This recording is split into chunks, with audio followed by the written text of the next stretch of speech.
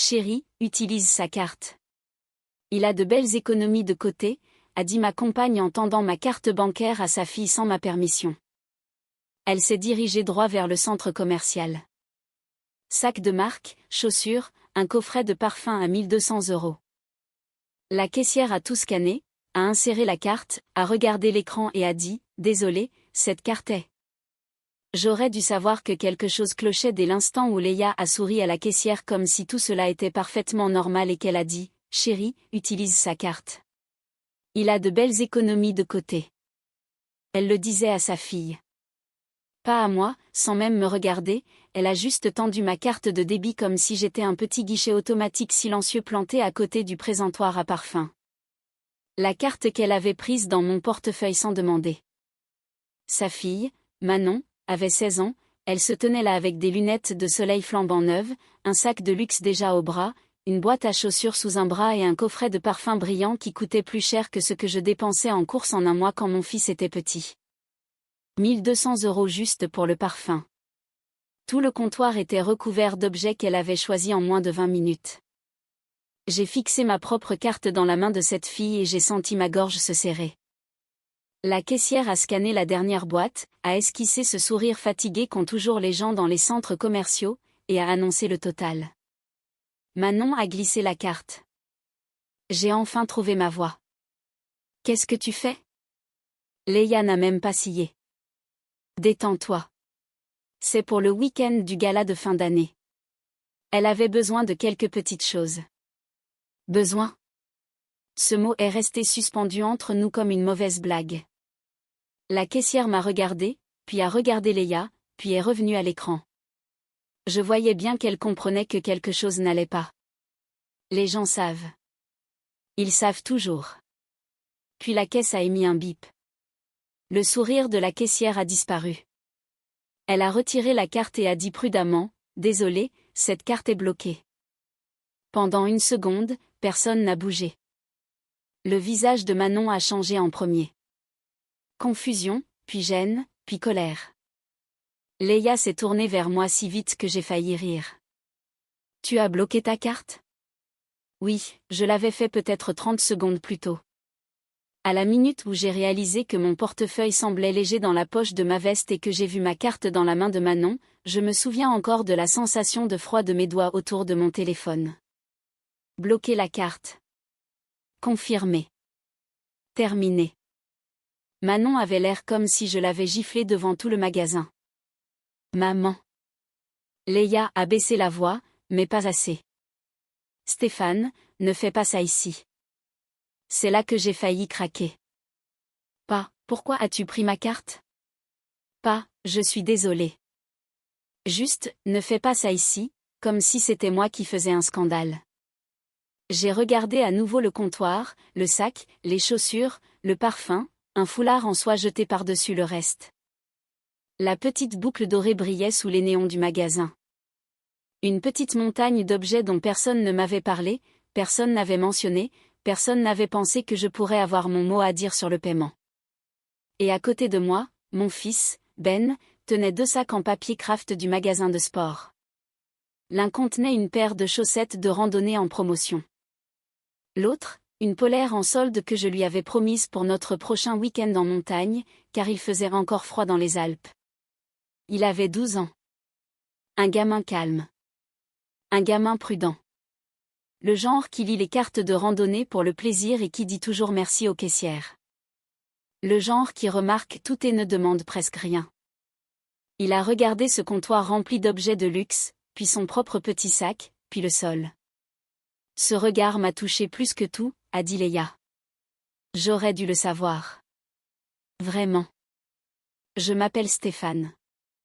J'avais 39 ans à l'époque, et je travaillais comme garde forestier dans les Alpes françaises.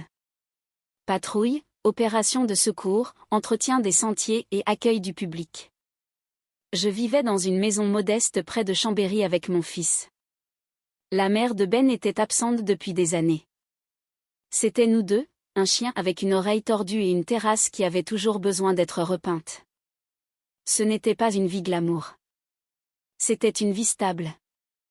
J'aimais la stabilité. Mon travail payait assez si je faisais attention. Je prenais des petits boulots saisonniers quand je pouvais. J'avais un fonds d'urgence parce que le secours en montagne m'avait appris une chose très tôt, quand les choses tournent mal, elles tournent généralement mal tout d'un coup. Leia aimait ça chez moi au début. Du moins, c'est ce qu'elle disait. Elle disait que je la faisais se sentir en sécurité. Elle disait que j'étais fiable. Elle disait qu'elle n'avait jamais eu un homme dans sa vie qui planifiait les choses à l'avance. Elle le disait avec ce sourire doux et ses mains chaudes autour d'une tasse de café. Et je l'ai cru parce que je voulais le croire. Elle était brillante quand elle le voulait et très douée pour paraître vulnérable d'une manière qui vous faisait vous sentir utile. Elle avait eu Manon d'une relation précédente. Elle travaillait à temps partiel dans un salon de coiffure, prenait des heures par-ci par-là, et avait toujours une histoire pour justifier pourquoi l'argent manquait, juste pour cette fois. Au début, c'était des choses normales. Sa voiture était en panne. J'ai payé la moitié. Son loyer était court parce que son ex avait payé en retard. J'ai aidé. Son forfait mobile a été coupé. Je l'ai payé parce qu'elle en avait besoin pour le travail. Puis c'est devenu plus silencieux, plus décontracté. Tu peux faire les courses? Tu peux mettre ça sur ta carte et je te rembourse plus tard? Tu peux gérer le dîner ce soir? Tu peux réserver l'hôtel et je te rendrai l'argent après la paye? Elle ne m'a jamais vraiment remboursé. Pas complètement. Pas de façon organisée. Parfois, elle achetait un plat à emporter et disait que nous étions quittes. Parfois, elle payait un ticket de cinéma en disant, tu vois, je ne profite pas de toi. Le truc, c'est qu'on peut vivre longtemps dans de petits mensonges s'ils arrivent un par un. Je me disais que c'était un partenariat. Je me disais que les familles recomposées demandaient des ajustements. Je me disais que Manon était une adolescente et que les ados étaient parfois égoïstes. Je me disais que Ben était juste timide et que la gêne entre les enfants s'estomperait si nous persistions. Mais il y avait un schéma. Et une fois que je l'ai enfin vu, je ne pouvais plus le nier.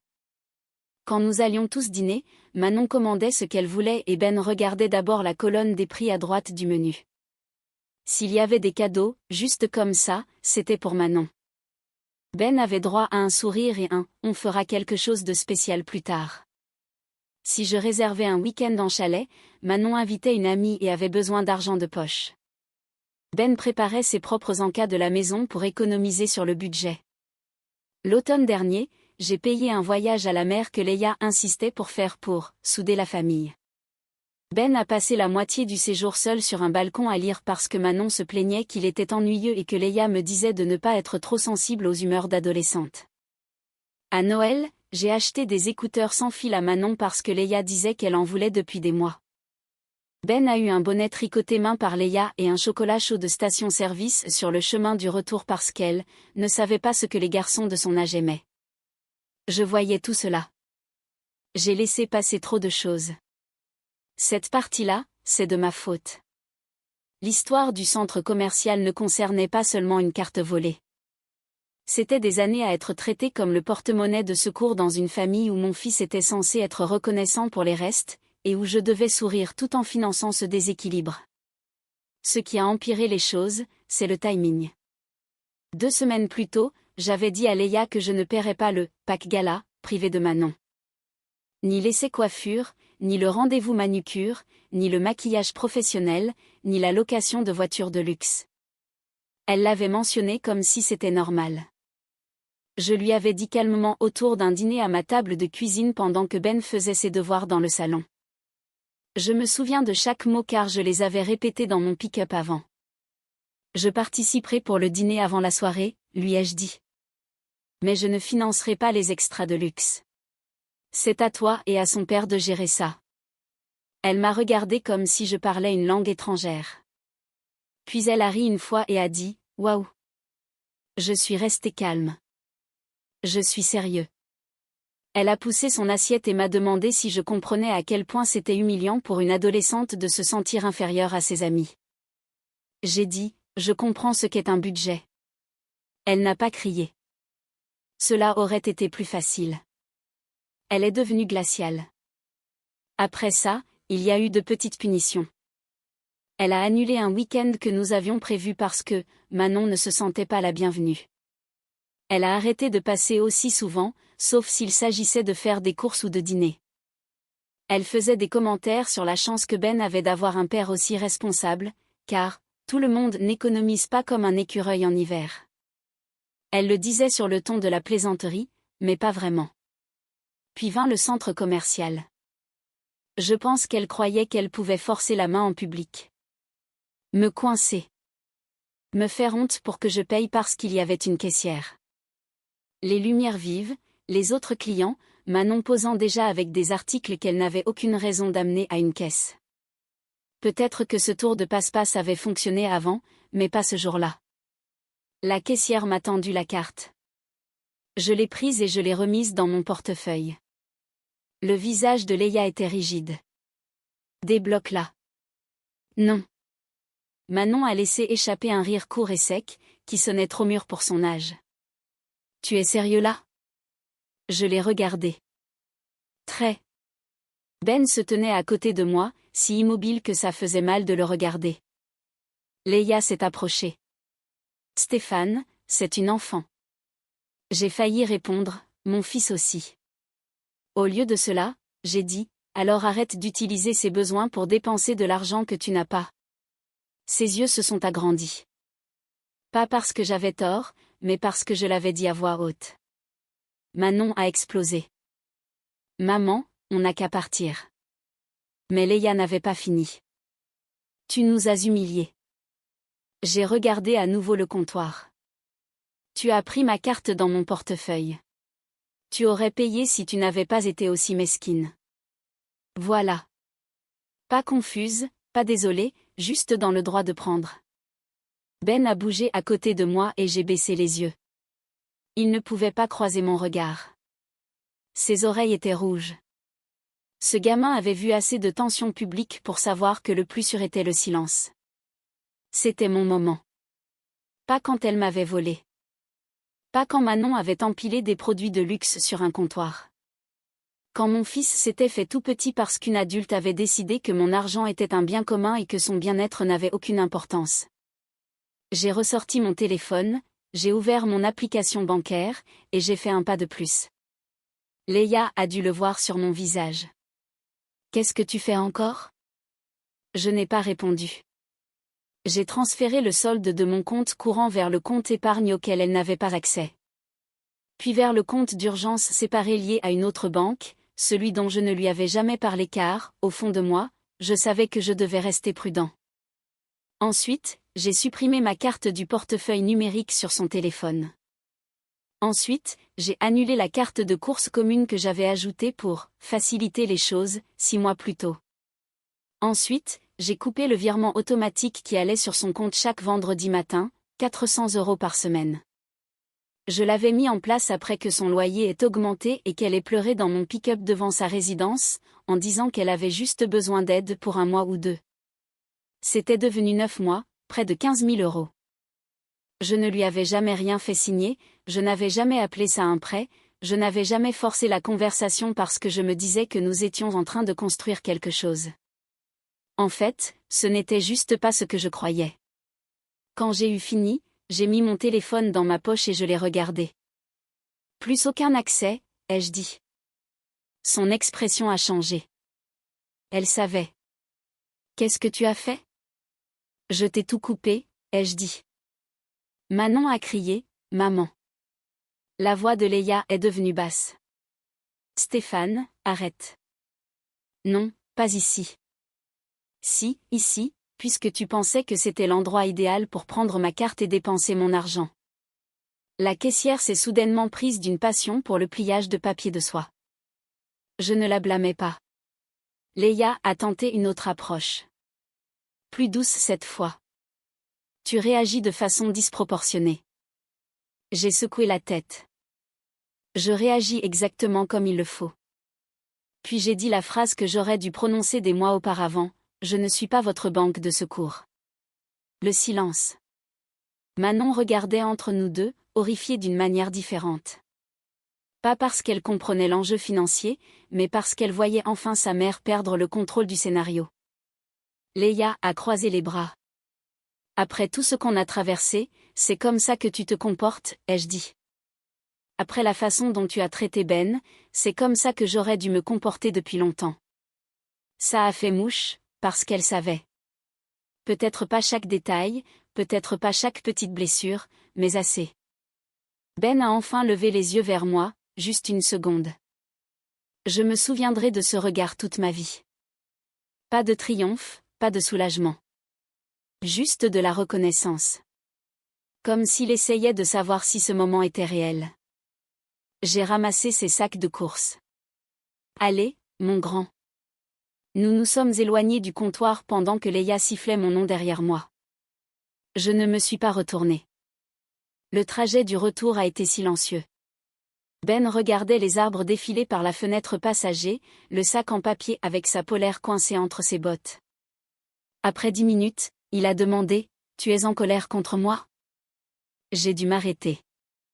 Je me suis garé près d'un point de vue où l'on pouvait voir la ligne d'hiver des crêtes, bleues et grises, sous un ciel nuageux, et je suis juste resté assis là, à serrer le volant parce que si je répondais trop vite, ma voix allait se briser. Puis je me suis tourné vers lui et j'ai dit « Non, même pas un peu ». Il a hoché la tête une fois mais a continué à regarder devant lui. J'ai ajouté « Rien de tout cela n'était de ta faute ». Un autre signe de tête.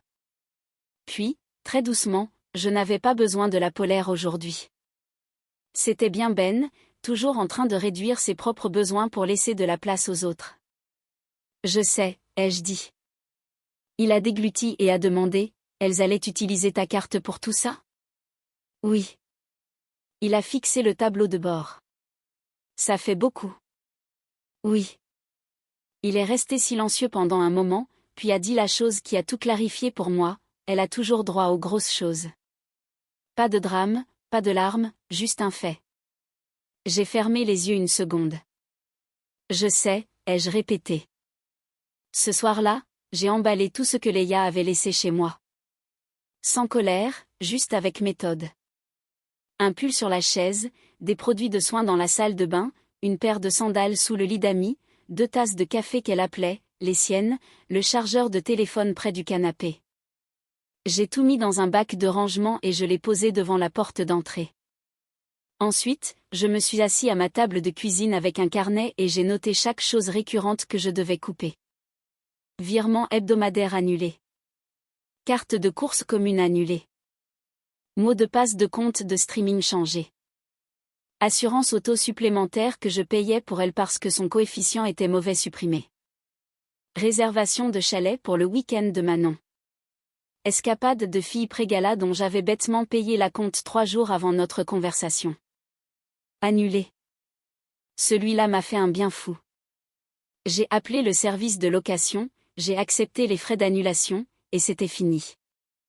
Un mouvement financier, une limite claire. Tout découlait de cette seule décision. Plus question de financer un foyer qui traitait mon fils comme un accessoire.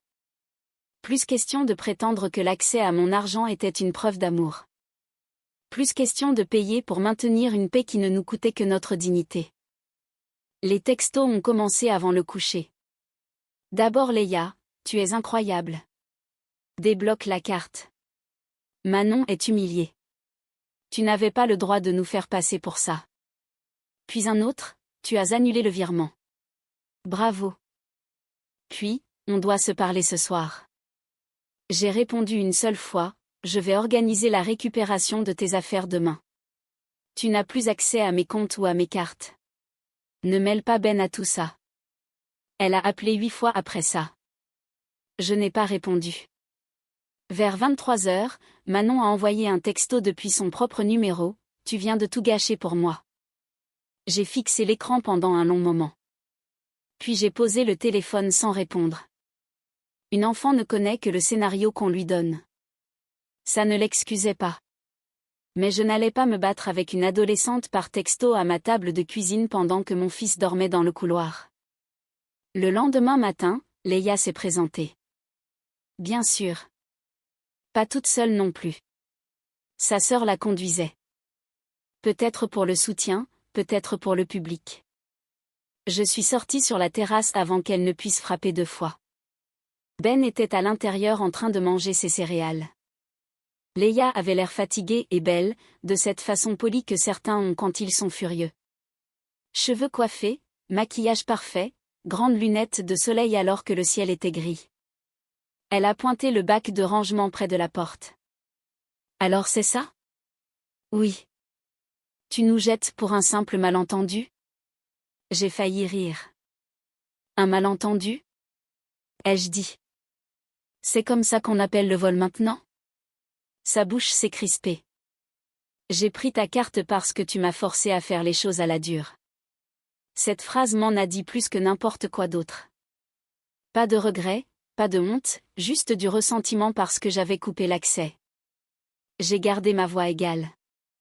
Tu as pris ma carte sans permission. Tu as essayé de dépenser de l'argent sur lequel nous n'étions jamais tombés d'accord. Tu as compté sur moi financièrement pendant des mois tout en traitant mon fils comme s'il ne comptait pas. C'est fini. Sa sœur a bougé maladroitement près de la voiture. Leia a baissé la voix.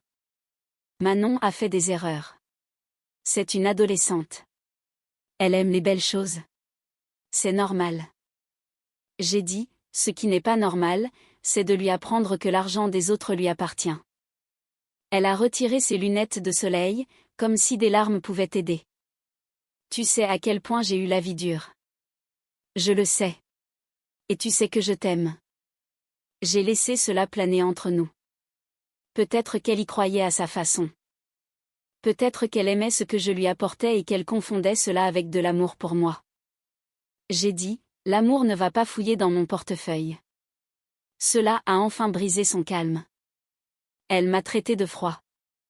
Elle m'a traité d'auto-justicier. Elle a dit que j'avais laissé Ben me retourner contre elle, ce qui m'a prouvé qu'elle comprenait encore moins que je ne le pensais. J'ai fait un pas en arrière et j'ai ramassé le bac. Prends tes affaires, Leia. Elle n'a pas bougé. Alors, je l'ai posée sur la terrasse à côté d'elle et j'ai dit la dernière ligne que je devais dire, je ne financerai pas une famille dont mon fils ne fait pas partie. Son visage est devenu vide, de cette manière effrayante que prennent les gens quand la représentation s'arrête et qu'il ne reste rien en dessous à part la colère. Elle a agrippé le bac si fort que le couvercle a sauté. Une sandale est tombée sur ma terrasse. Sa sœur s'est penchée pour la ramasser. Puis elles sont parties. Après ça, il y a eu la campagne de dénigrement. Appel manqué de numéros inconnus. Un long message vocal de son ami me disant que j'avais abandonné 2 femmes. Un message du cousin de Leia disant « Les vrais hommes assurent le confort ». Un paragraphe de Leia disant qu'elle n'avait jamais demandé de luxe, ce qui aurait été plus drôle si je n'avais pas vu le coffret de parfum de mes propres yeux. Puis la culpabilité a pris une autre forme. Elle a dit aux gens que j'étais radin. Elle a dit que j'avais promis à Manon ce voyage shopping et que j'avais fait marche arrière à la caisse. Elle a dit à une voisine que j'étais contrôlant avec l'argent. Celle-là m'a presque impressionnée. Le truc avec les menteurs, c'est qu'ils finissent généralement par se dénoncer eux-mêmes. Ils choisissent l'accusation qu'ils connaissent le mieux. Je ne me suis pas défendue auprès de tout le monde. Je n'ai pas envoyé de capture d'écran. Je n'ai pas rassemblé de jury. J'ai juste tenu bon. Ben a remarqué le calme en premier. Plus d'invitations à dîner soudaines qui finissaient par moi payant l'addition. Plus de courses de famille de dernière minute. Plus de week-ends réorganisés autour des envies de Manon. Plus de tension dans le pick-up. Environ une semaine plus tard, nous sommes sortis tôt un samedi pour vérifier un sentier près de Deep Creek. J'avais la permission de marcher sur la route basse hors service parce que l'un des ponts avait besoin d'être inspecté après les fortes pluies.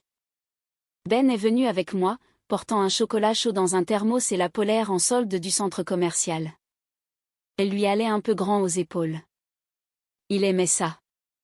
Nous avons marché sous les arbres dénudés avec le ruisseau qui babillait à côté de nous.